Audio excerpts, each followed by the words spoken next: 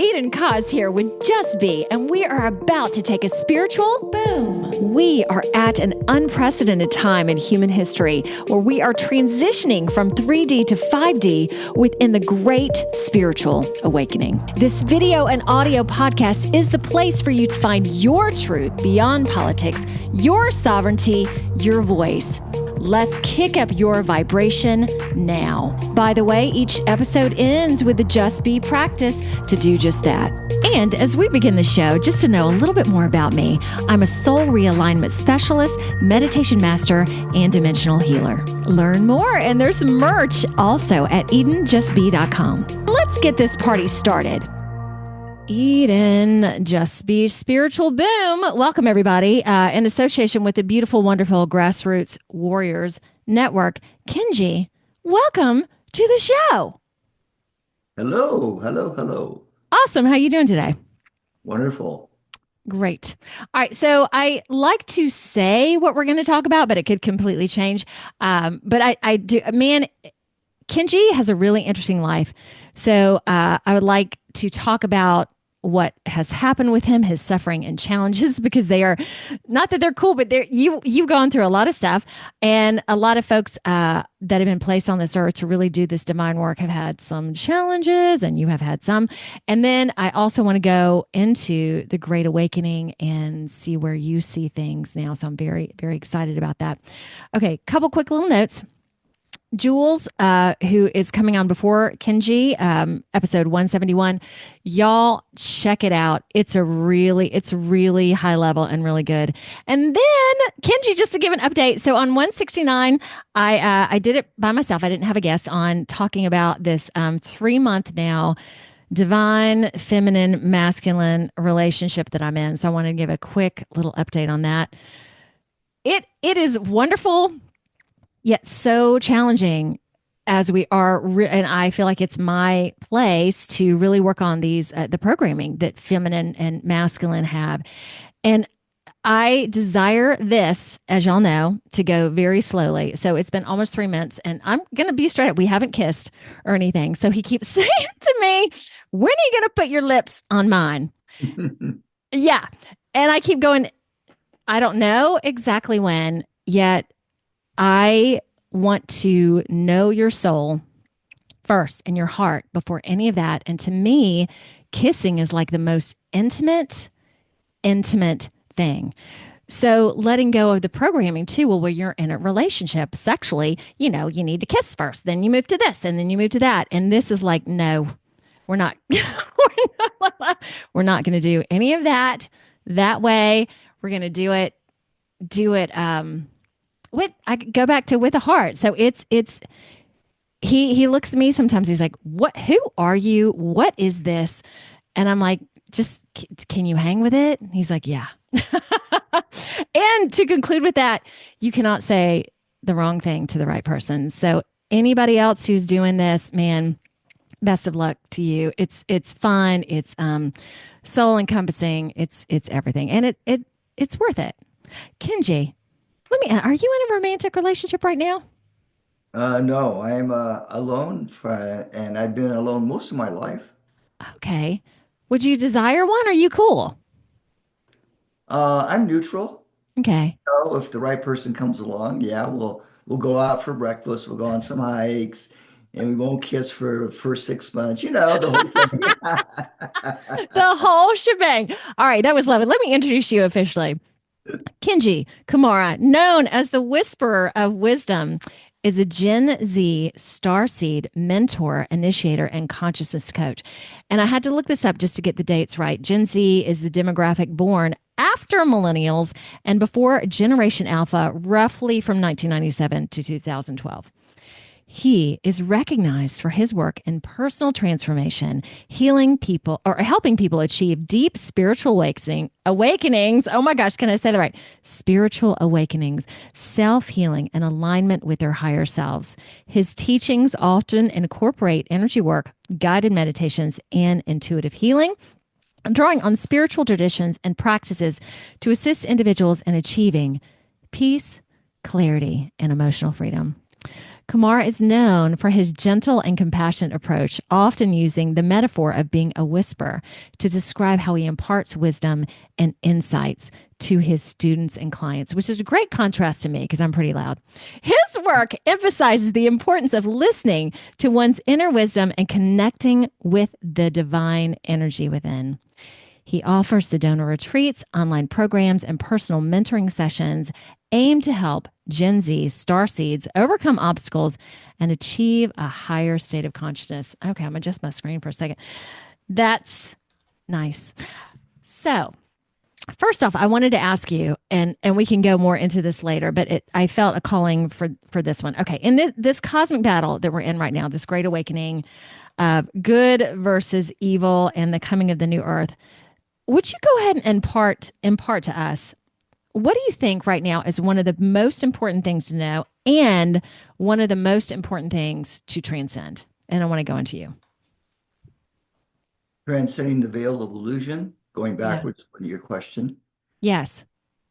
knowing thyself and maintaining a strong daily inner source connection, and to know that what's happening in the world as we are being fed through media, all kinds of media, Yeah. most of that is not relevant to the emerging star seeds in the sense of their awakening and spiritual path. So the teachings really is to recognize where the illusions are Mm-hmm. within oneself and without, to stay in the voyager mode, meaning not to take sides, to be right in that middle path like the Buddha taught, to know always who you are and to be free within and having the courage to spontaneously express your innate wisdom and knowingness. Well, I would say that is an awesome beginning to our chat. Thank you so much. Okay, I want to transition for a second into you because I've watched some shows that you've done and also got some information from you. All right. So starting at like age 5, when you asked your mom, "Who am I?" And she said you were Japanese. And I don't think that was substantial enough for you. Was that kind of the beginning of questioning more? Yeah, that really began, I guess, my search at age 5 because I knew inwardly that that wasn't the level of question I was asking mom. Yeah. But I guess that was a spontaneous question. That was not a pre-thought question. I just walked into the bathroom as she was cleaning the bathtub, and I said, "Mom, who am I?" And he said, "You're Japanese." And then I just walked away thinking, "Oh no, that was not it." And so actually, my search physically began in my first year in college at age 23. Okay. But before that, I've had some uh, diseases early Yeah. on and near-death experience where I could have died in that car accident when I was age 7, I believe. I Okay. got So, hit by a real car with a real bumper going 35 miles an hour, and it was a hit and run. okay. Before we get into that, okay. So I have notes that you were born 7 weeks premature to start out with, scurry at age 3, polio in the back. Is that right? At age 5, and then hit by a car at 7. All right. Tell me about the car a little bit more. Well, it was a black car. I don't know if Okay. that was symbolic or not, but I was on a flexi that they outlawed because of people like me getting hit by a car and either dying or getting injured. So Yeah. they outlawed it, but it was like a sled with wheels on it, and it had little handlebars, and you lay on it flat and go down the sidewalk. Not supposed to do that in the street, but I got caught across the street with my mom, and she called me back home because I wasn't supposed to be across the street. And so I got on my flexi and I didn't see the car and it hit Okay. me and I passed out. And here's the interesting thing.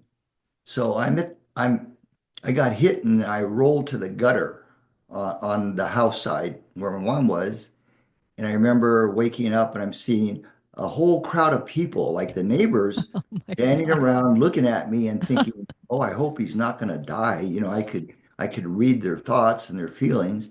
And then I went to attempt to physically get up to get my arm that was in the middle of the street, exactly where the car hit my body. And then I passed out. But I remember going in an ambulance and then waking up, I don't know, maybe days later in the hospital. And I was lucky though. I didn't have to have surgery, but I had a broken arm and a broken leg. Oh my God. So not that your arm had literally come off your body. No, but psychically, right? My, Oh, my got it. my arm was still where the impact of the car Wow. hit it in the middle of the road. And I was Okay. trying to get up to go get it. Oh my gosh. Okay. There are very few people that have been, well, I say that hit by a car, but there are probably many more. So how, okay, so your mom saying you were Japanese already, and that's who you are. And then these not so great things happening to you. And then when you were in college, that was when, and there are way more things to talk about. When you're in college, what happened? Well, well, I didn't mention this, but as a teenager, Yeah. I used to think I miss my teacher. I miss my Friday afternoon lessons.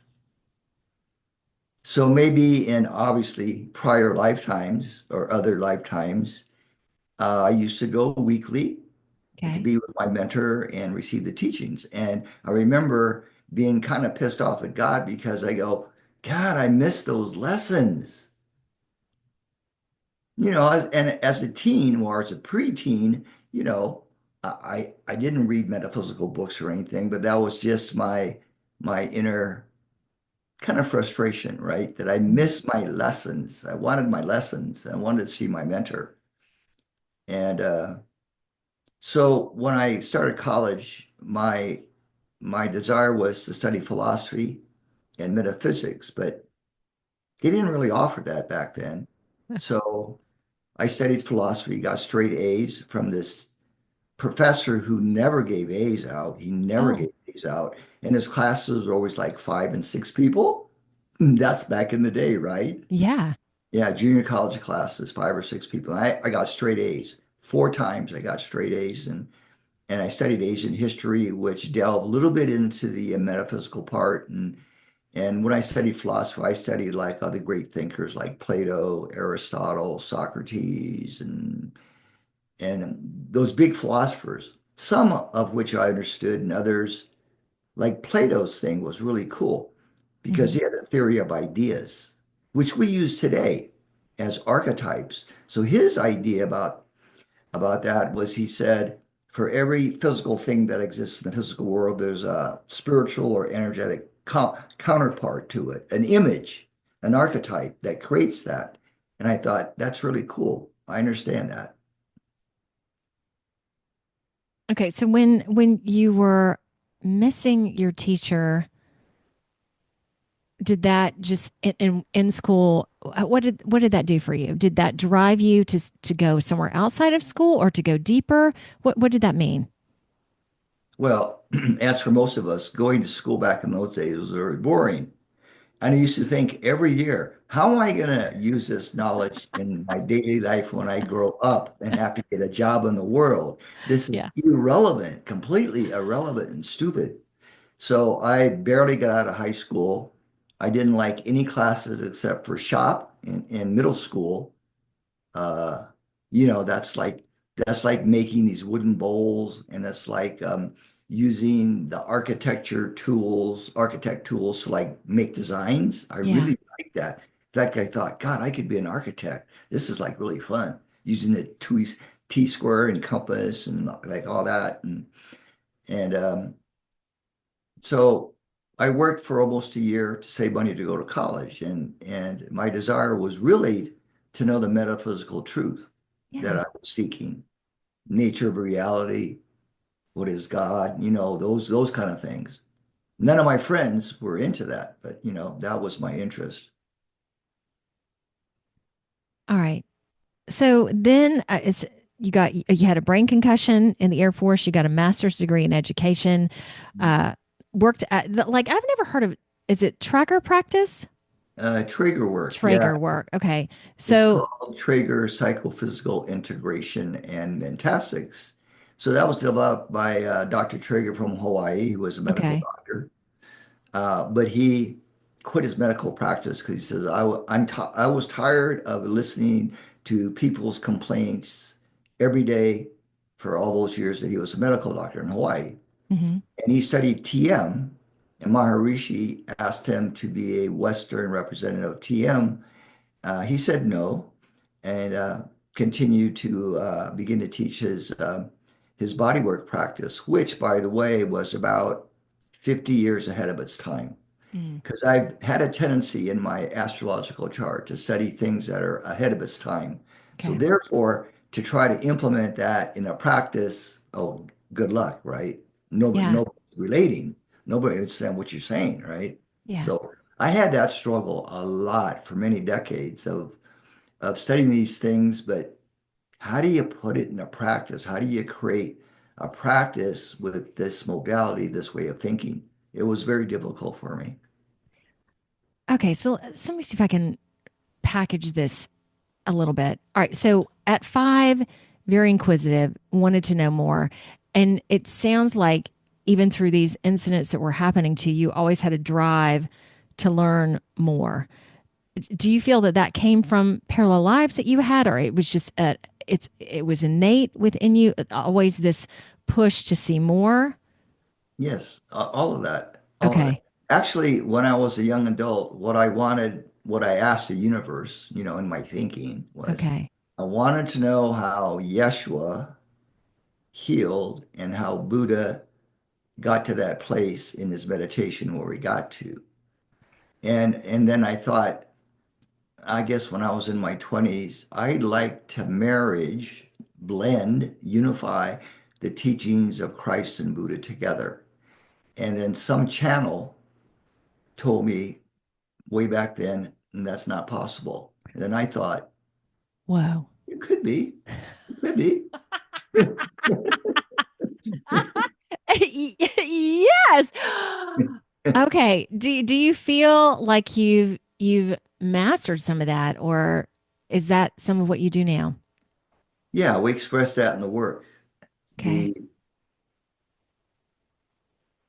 The Buddha's life, and he taught for, and back in his day, that was like probably a world's record, but he taught for like 45 years and he lived to be at least 80. That was Mm-hmm. unheard of way back then, right? Mm-hmm. Literally 2500 BC.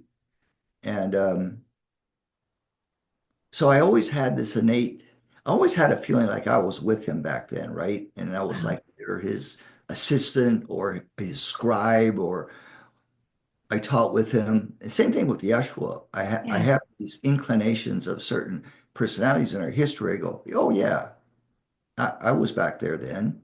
I was in Egypt, Pharaoh, stuff like that, shamans, yeah, oracles, yeah, all that stuff that people do now.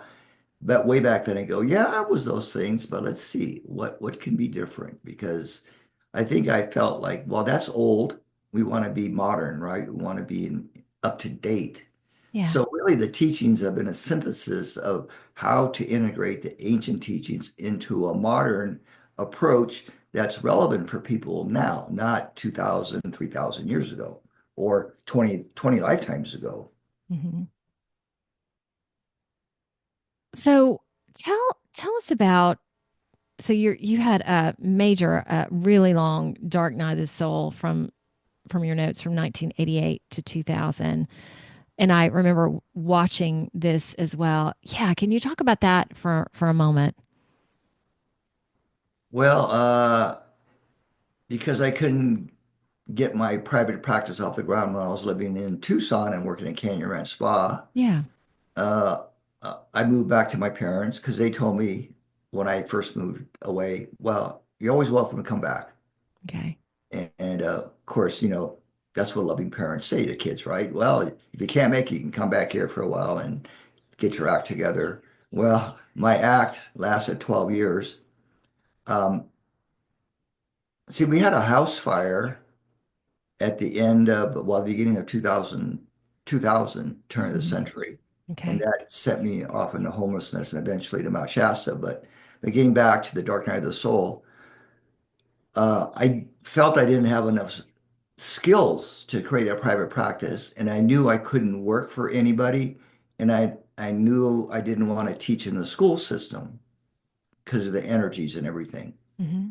And so I basically became unemployed, staying with my parents, and eventually having to take care of my mom because she went blind and had some strokes. So for about 4 years, my dad and I, we took care of her.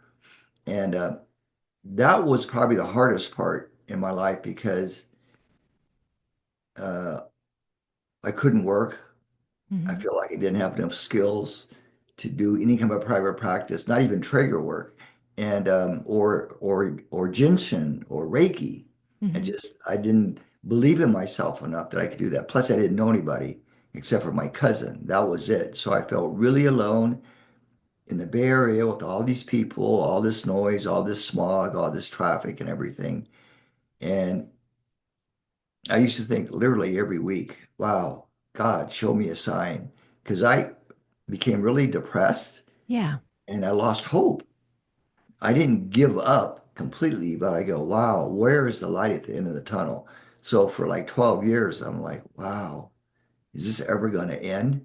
Ooh. So we had to have a house fire unexpectedly to get me to move out of there, to go homeless, to go to Mount Shasta to either live or die. And somehow I made it there, but I still struggle with the practice. And then that was the beginning of my credit card debt.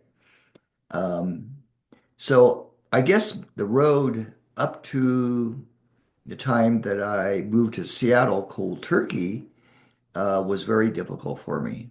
And of course, I didn't have any relationships, and I felt really alone. Were you And an only child? I have a younger brother. A younger brother. Where was he in all of this? He was in the Bay Area, but we kind of lost contact. Okay. He was one where he could have been a very gifted computer programmer in 1968 with a degree from Berkeley, Cal, Hmm. in computer science or computer programming.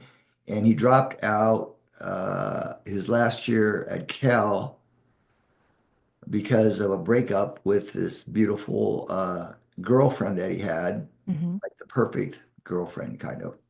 And that shifted his life to where he went downhill energetically Yeah. and never recovered. And that was a little hard for me to see brother spiraling down like that. But we were close because he was on the verge of opening up metaphysically. And then because of that breakup, he kind of shut down and became a what we call a normal human being that wasn't interested in any of this stuff. Just Oh, get a job, get the money so that you can eventually marry this woman that had two kids and, survive as best you can. So that's where he went. okay. So do y'all have a But relationship now? say again? Do y'all have a relationship now?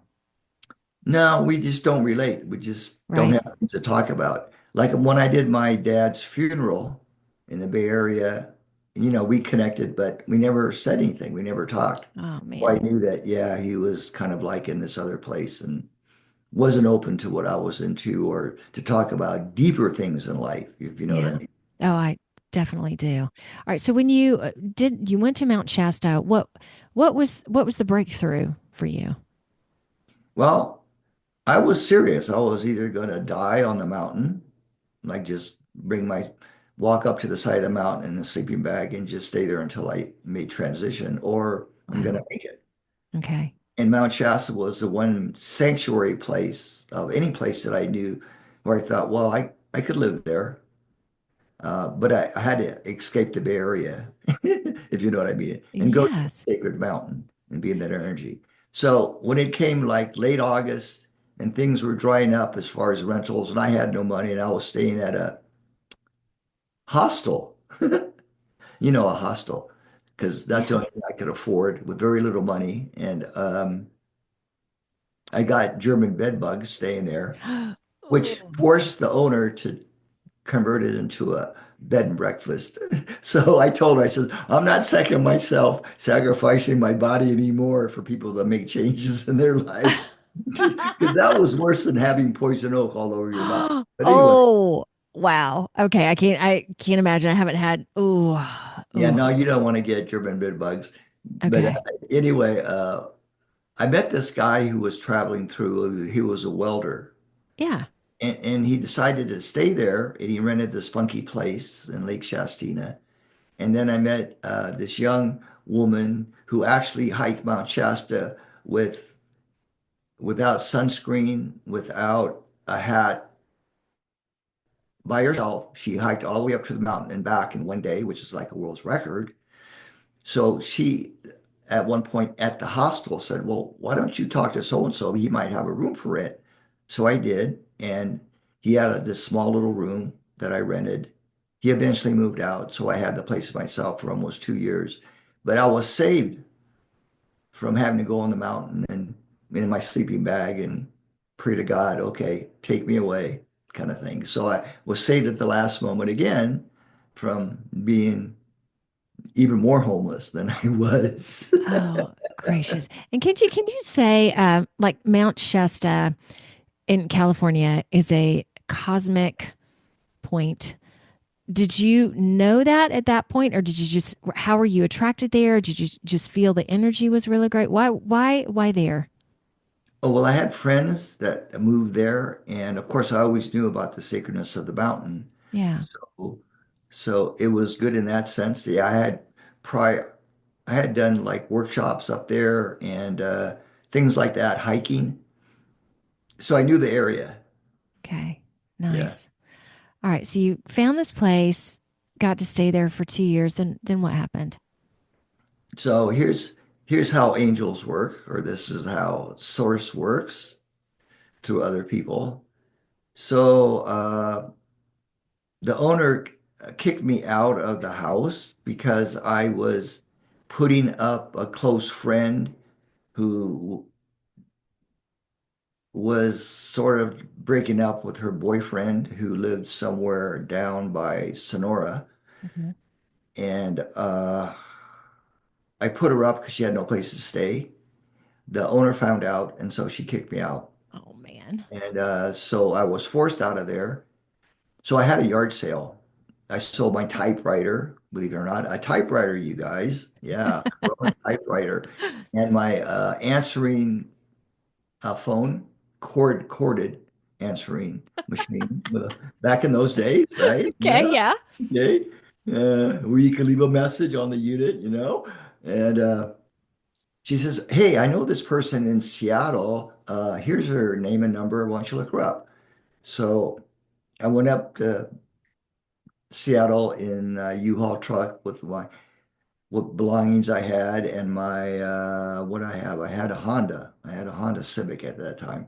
So I went up there and I called this person up who happened to be hosting monthly spiritual gatherings in Mill Creek, of where I ended up staying in an apartment for Yeah. like almost 13 years.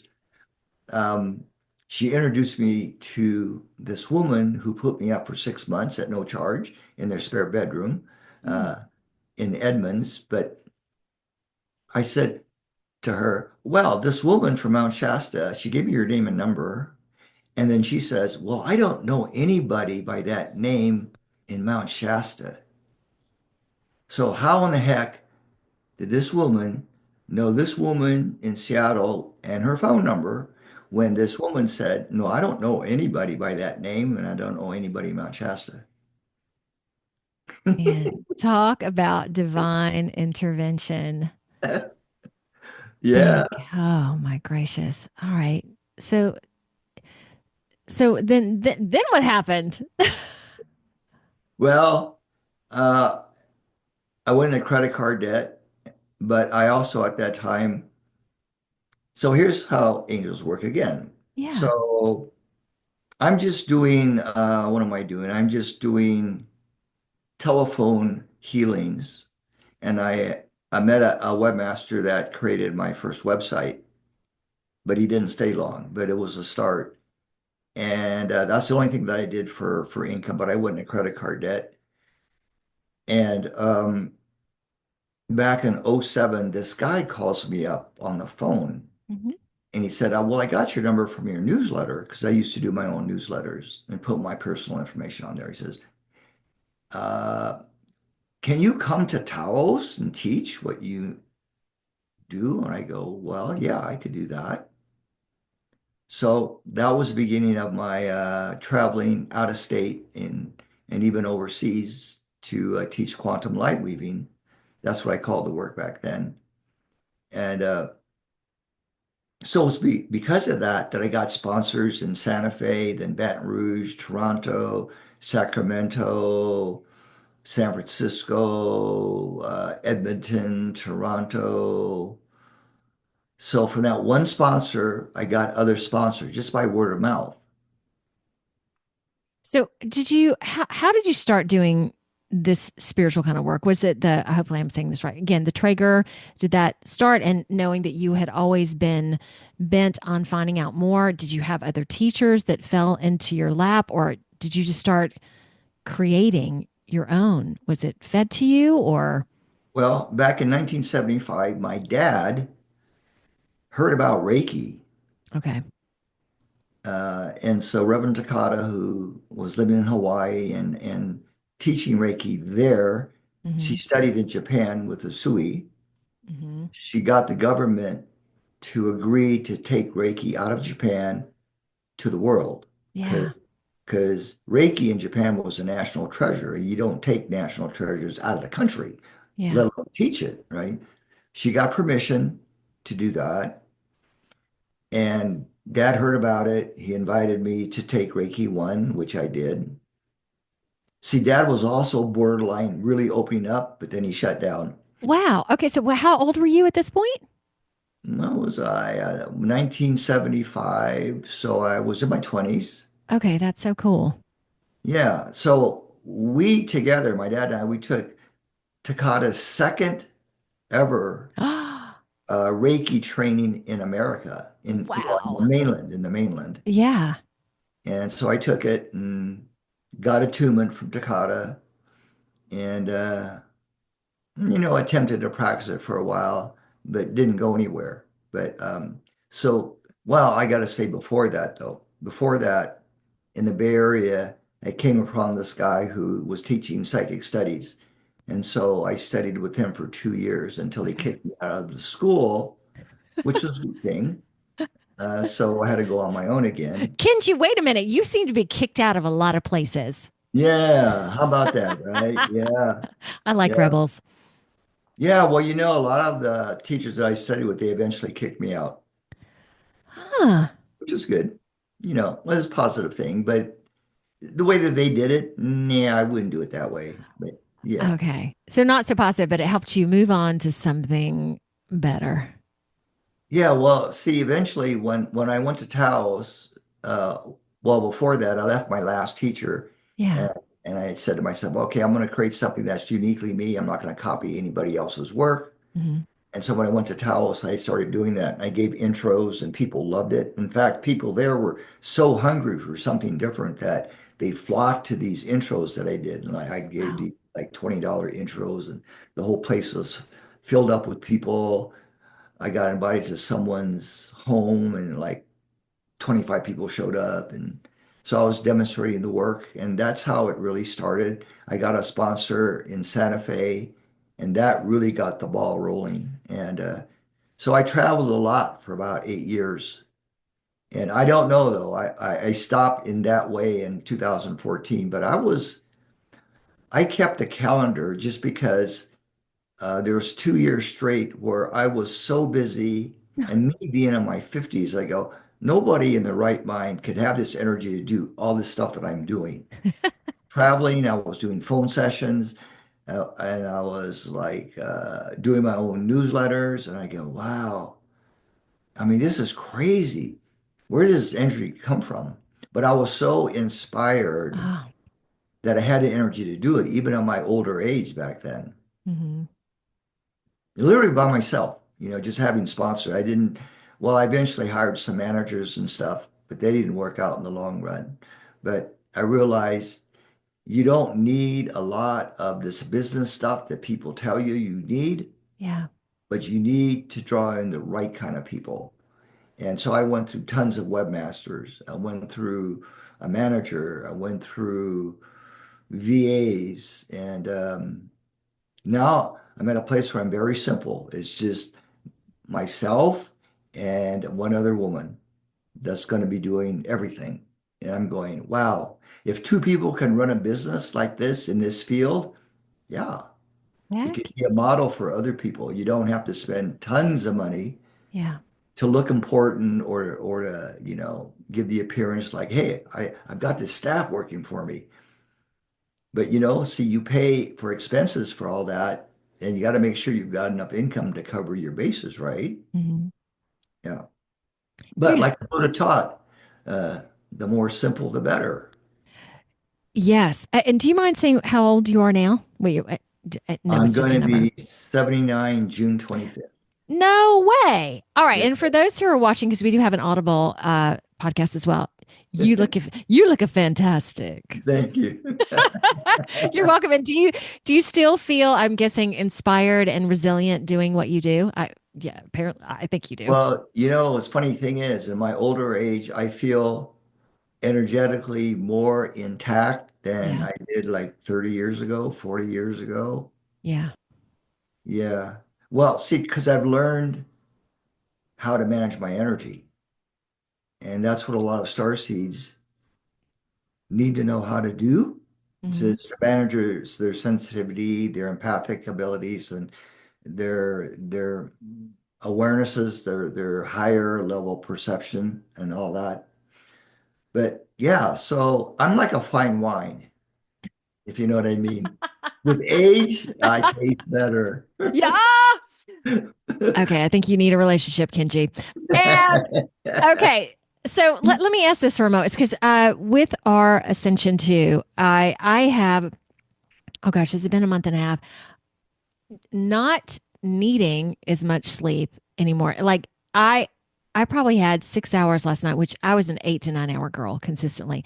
So normally I would just be like, oh, tired and worn out. And I'm not affected, but I not affected by it. And I keep looking at it going, when is this going to stop or what's, and then eating also just not being very hungry and also knowing that as we ascend that our bodies are going to change and nutrients are going to be different. When you talk to Gen Z star seeds about how having to manage their energy, also knowing that there's this great change that's happening, what do you encourage with that? Well, to find mentors, not necessarily teachers or Yeah. healers, but mentors, because there's a difference. There sure To is. find mentors that can help guide you along the path, because it can be tricky because of social media and Oh where the gosh. world's at right now. In fact, you could say that the world at large is in a state of extreme overwhelm, uncertainty, doubt, fear, anxiety, stress, worry, and oh my God, is this stuff ever going to end? Kind Hmm. of thing. And we have to rise above it energetically. Yeah. See, it's like surfing, right? Learning how to surf. You're going to get wiped out many times before you learn how to catch the lip of the wave and ride the wave. So it's like that. It's like catching the wave, the cosmic wave, and riding the wave rather than forcing yourself to try to get on the wave. There is this great meme that I've seen with Jesus on a surfboard Mm, riding the wave. yeah. Okay, so when it comes to you and I, let's put it these years of working. It's not so much work anymore, but clearing off our demons, whatever you want to call it, and getting more to this place of peace and calm.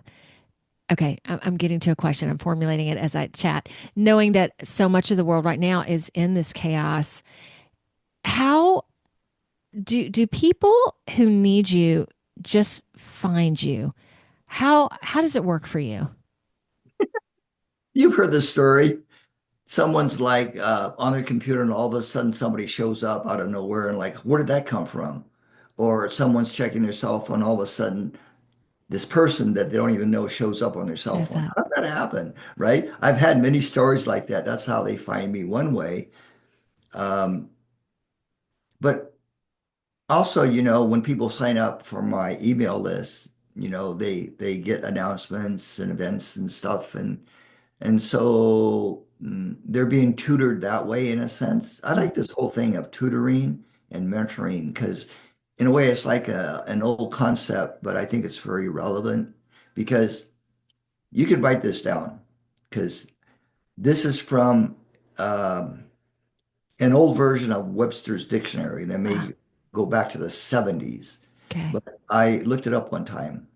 So, do you know what the meaning of to educate is?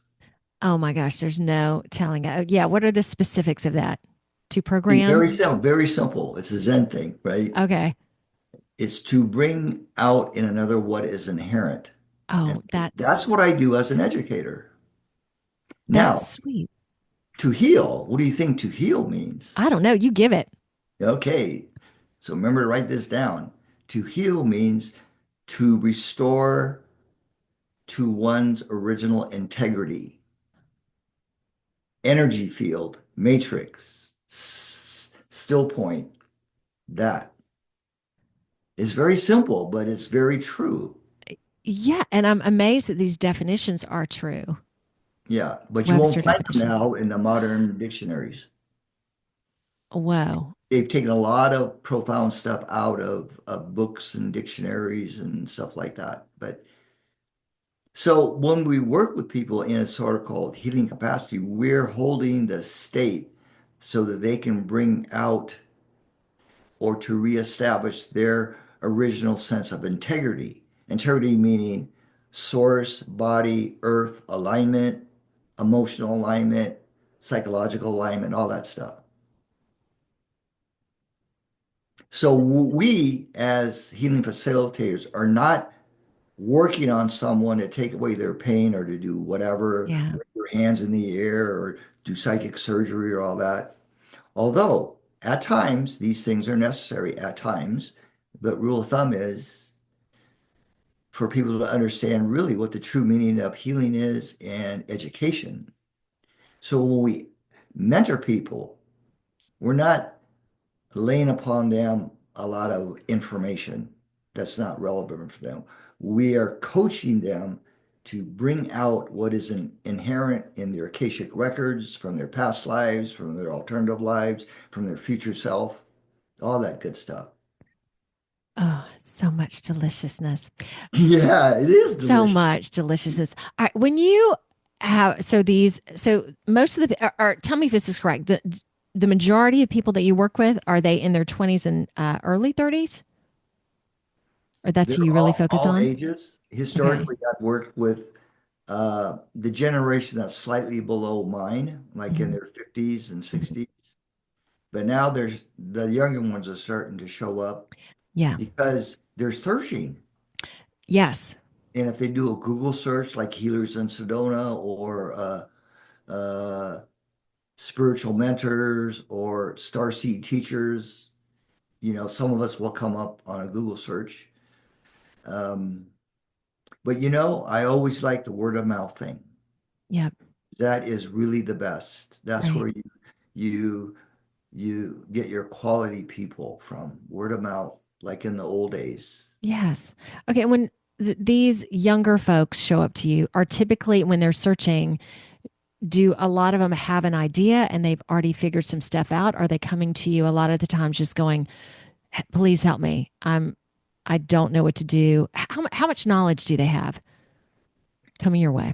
Here's how I phrase it to them. Yeah. And this goes for everybody really that comes our way is they're wanting clarity. Because if you have clarity about your life and who you are and what you are and how you serve, you can navigate all these different challenges in a masterful way. So think about this. If one does not have clarity about who they are and their purpose, oh wow, right? A lot of Yeah. stress, as opposed to if they had clarity. So once we reaffirm for them this energy of clarity, then we go into, well, I ask a lot of people because they go, I don't know what to do next. I don't know where my spiritual path is, and I need to focus. And I've got gifts. I'm very sensitive. I'm empathic. I want to know God and all that stuff, right? They want enlightenment. In fact, every client that has come into my life in the forum, in the client intake forum, I always ask them, what's your highest or your highest spiritual aspirations? They Yeah. go, enlightenment. They all put that in one way or another. So I guess they come because they think I can help them with that. But Yeah. really, what I do is I help them to clarify all that stuff that they know that's in their records, that's in their past lives, that's in their future self, that's in their higher self. So we do what we can to hold the vibration through presence so that people can go, oh, I got it now. All right, I'm getting this download, or oh, yes, right? And what I usually ask people is thinking back in your life as a little person growing Yeah. up, and we can ask you this, what did you what are the things that you did that came naturally to you without studying that you really loved and brought you joy? And I say, well, that's your purpose. Yeah. Okay. So for As me, little kids, yeah, that's we have it, right. just can't formulate it in words and vision necessarily. Well, it was interesting for me. I loved creative. So I went into the design world of graphics and advertising for a while. And then it changed to healing work or whatever. But it's the same thing. It's so creative. And I like being my own boss and being in charge of my world. So yeah, that was it it fits, right? Yeah, what we're doing is help people to retap into their creativity. Yeah. And I say, okay, what you can do naturally without any training Yeah. that brings you joy and happiness and love and all that good stuff, all the good vibes, you can bring that into your next step, your Yeah. your own business, or however you want to create your career or your livelihood. And people are searching, or they think they're searching for how to be more creative, Oh, that's great. right? We get a lot of people that Yes. go, God, my corporate job is so boring. I Uh, want to leave. Or I just left my corporate job because, man, it's like I need stimulus. I it's need to know my passion. So we don't teach people, oh, well, you could do this or you could do that. right.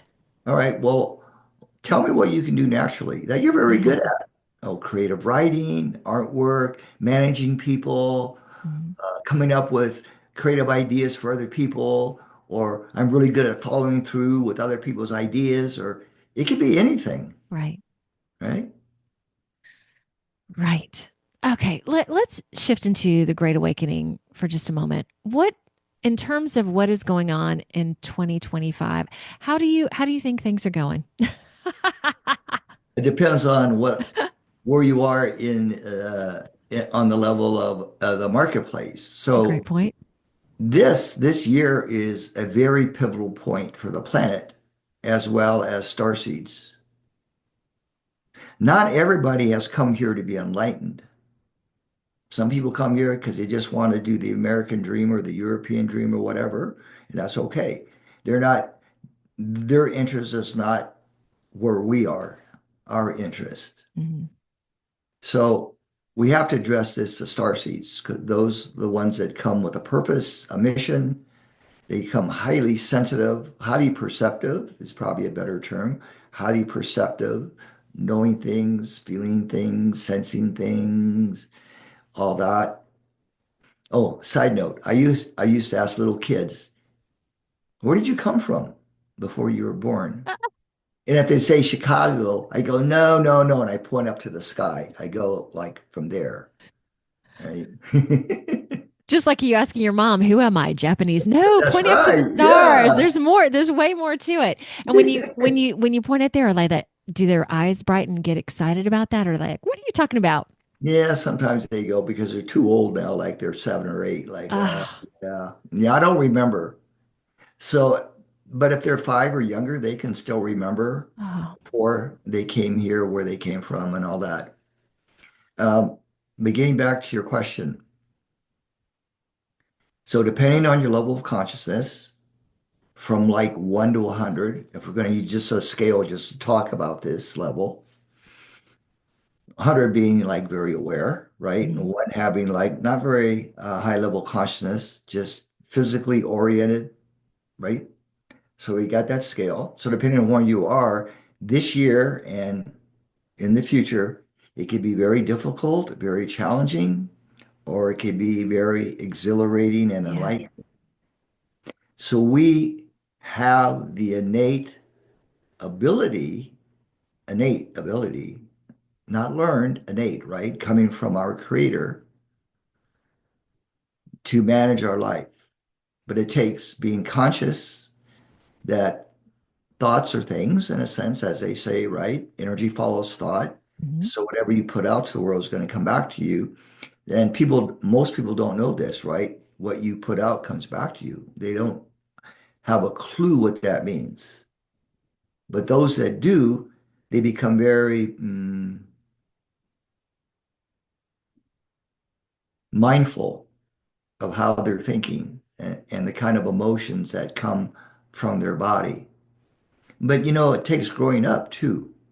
So maturity, comes with age. So maybe people now that are like 35 won't wake up for another 20 years. We don't know. But the challenge energetically, because of the photon belt, because of the solar flares, because of the radiations that are coming through our physical sun and our spiritual sun, is presenting us with, who do you want to be? How do you want to be? Where do you want to go in your life? You can't sit there on the fence and twiddle your thumbs. You have to make a choice, a decision. What kind of a world do I want to live in? So that's taking the responsibility back to us. And the more that people think alike, that's going to create the new earth in a more tangible way. New earth meaning basically it's a world where there's cooperation, there's communication, there's love as the guiding force or power, the power of love in the new earth, the guiding principle, co-creation, communication, quality relationships that doesn't have the fear and the doubt and the anger and the duality. So it is possible to be on earth and not be influenced by the polarity of good and bad or good and evil or right and wrong. And then we attract, as we know, we attract like-minded souls into our world. yes. So with that, how would you say your world's going right now? How would you say what now? How would you say your world's going right now? Mine's going great. Yeah, well, since I did my retreat here in Sedona, I had some breakthroughs. So yeah, Oh, I'm back on track. so So nice. And you just finished that up like a week or two ago? yeah, I did it on the 11th. Okay. Yeah, that was very enlightening for me personally. So, Nice. so I healed my business issues Ah, that I had within my perception of how my business wasn't going, if you know what I okay. mean. Yes. So, I'm recommitted to my focus of working with these starseed parents and kids and Oh the my gosh. Gen Z generation. And I think what I love doing the most, well, is working with kids, but Yeah. from a mentoring place, that brings me a lot of joy. That's so great. Yeah. And Exciting. then, of course, doing retreats. I love doing retreats. I have a lot of experience in doing that. And I'm not traveling anymore, but so whenever I can teach, yeah, that brings me a lot of joy. And you're in a place to do wonderful retreats and nature and all of that. Can you let's go ahead and go to the practice? Yeah, what would you like to bring to us today, knowing there are many star seeds listening? Just be practice. Well, okay, number one, based on my life experience, Yes. is to keep the faith. To keep the faith that you and whatever created you, whatever name you want to give it, could be the nameless one even, has been guiding you your whole life. And when you tune in to that guidance, you will be fulfilled. Number two, that the power of love is the most creative and most powerful force in all of creation. So if we are mindful that we are the expression of that power through our bodies, all is well. Three, to know what is true for oneself and what is not.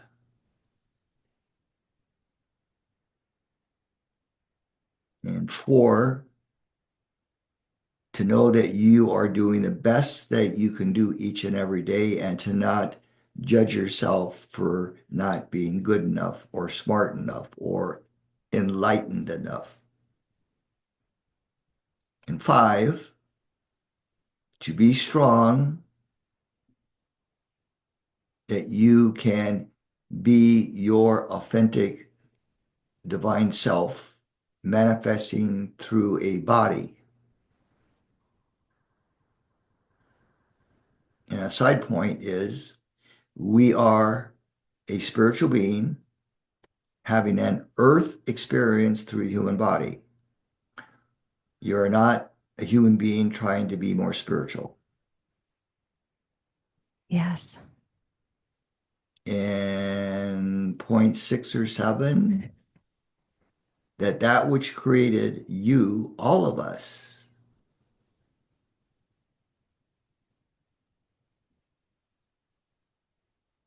surrounds us with the power of love 24/7. And all we need to do is reconnect in meditation with that power.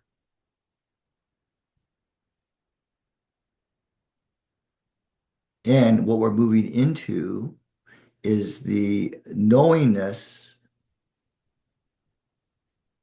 that one's presence, that's the I am, that's the soul spirit Mm-hmm. presence, heals all. So if we were to eliminate all healing techniques, all emotional techniques, all psychological techniques, all of that, and move into that place of presence, that changes the world, it changes our bodies. It is the what? The unseen force that moves through all of creation, not just here, but in Arcturus, the Pleiades, Sirius, all those places as well. Very nice. Okay, I want to make sure that there's not another one that's going to pop up. Do you feel complete? Yeah, again, the message is keep the faith. Keep the faith. Don't give up. Surrender as best you can. Your thoughts, your emotions, what you're going through, your hardships. There's kind of a technique that we use on occasion, Yeah. and it's working with Mother Mary or any Divine Mother representative that one believes in, but you can give your sorrow, your pain, your suffering to Mother Mary, literally, by offering it up like that. That's one approach among many, but it's being willing to give over our suffering and our pain, our distress, our anxiety, whatever bothers us. And we don't have to keep it in our bodies any longer. So the old way, Piscean age thing, taught us, yeah, you keep all that stuff in your body. Oof. And now it's the opposite, right? Yeah. We're going to let it go out of our bodies, out of our cells, out of our liver, out of our lungs, out of our brain. So Oh, it's yeah. practice. So again, practice makes perfect, that old saying, right? Practice every day. Practice how you want to be in the world, how you want to feel in the world, the kind of people you want to attract into your world. Practice that, feel that when you meditate. Awesome. Because if you do that, it will come. And just like you said, having the faith. Hey, I want to end for a moment. Do you mind telling about your free 2 month gift that you're offering for people? Yeah, instead of offering like a free activation like we used to do for many Yeah. years, we're offering a 2 month free trial period in our membership program. Now, I don't know how other people do their membership programs, and I don't have tiers. I just have one level. Yeah. Although there's going to be many programs in that level that Got it. people can participate in for free or for a reduced price, which they can't get otherwise. But so this basic level, we meet weekly, which initially I thought, do I want to come in myself every like Thursday afternoon, like to do these Zoom calls? Like, oh man, that means you can't get sick, you can't go on vacation. You know, it's like all these things. What? Be in your computer every week for two Yeah. hours? Like, oh, come Oh, no, on. 2 hours. Wow. Yeah, it seems to be that way. But anyway, we do a variation of things. We do some one-to-one mentoring and coaching. We get people to open up their throat chakra and be Nice. visible and Hmm. be out there so they can be supported by the group because the group is becoming very tight, in a sense, a very loving, supportive group that doesn't judge anything, right? They're at that place. So in a sense, it's a very advanced group of people, very loving people from all different backgrounds, lawyers, doctors, unemployed, you name it, private practice and the Yeah. healing. Um,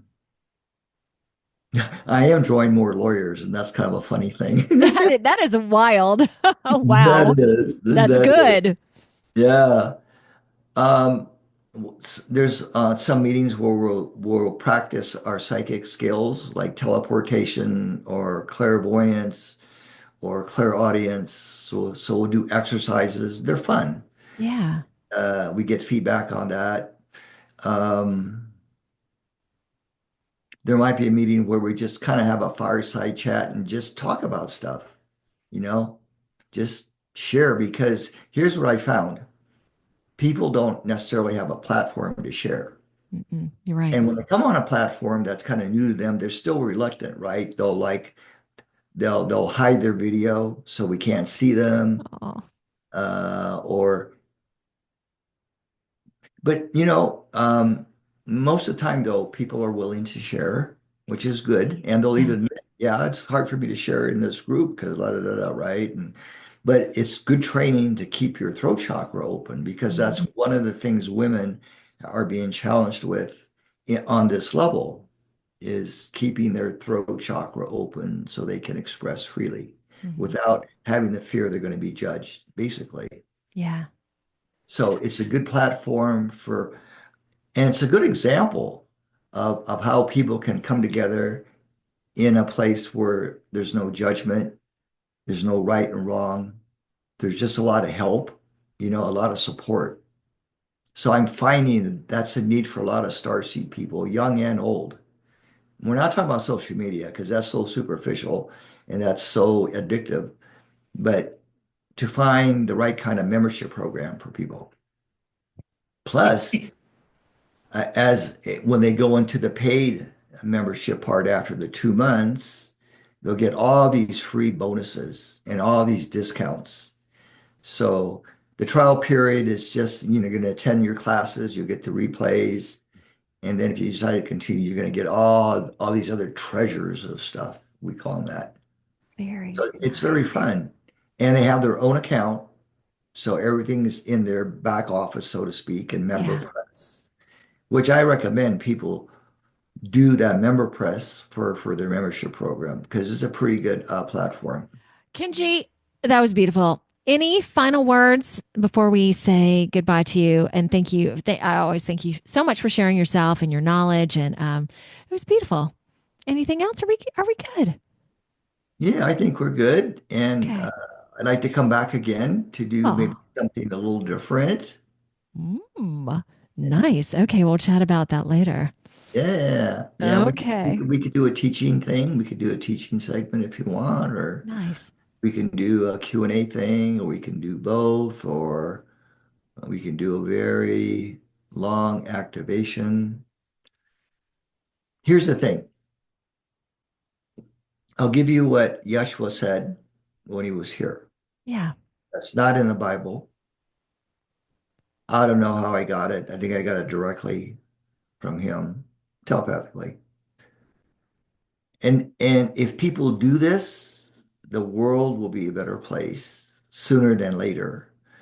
But what he said, for those that were with him back then, if you can recall, now this is when he was teaching and when he was doing his healing work and all of that. And that also applies to Mary Magdalene and Mother Mary and Anna as well, not just him. But he said, and he probably said, remember this in your future lives. But whatever I give, meaning whatever I channel through my body to you, is given for all of eternity. So if you think about that, not even think about that, if you just contemplate the power of that, Yeah. whatever love you give to another is given for all of eternity. It's not just given for like in this moment, because it's evergreen. It's organic, it's live, it lives forever. So whatever blessings you give to others last forever on that level that it was given on. Ooh. Hey, so Oh, before you remember I'm that, right? no, I'm feeling it. It's awesome. I'm just captivated for a moment. Yeah, it's great.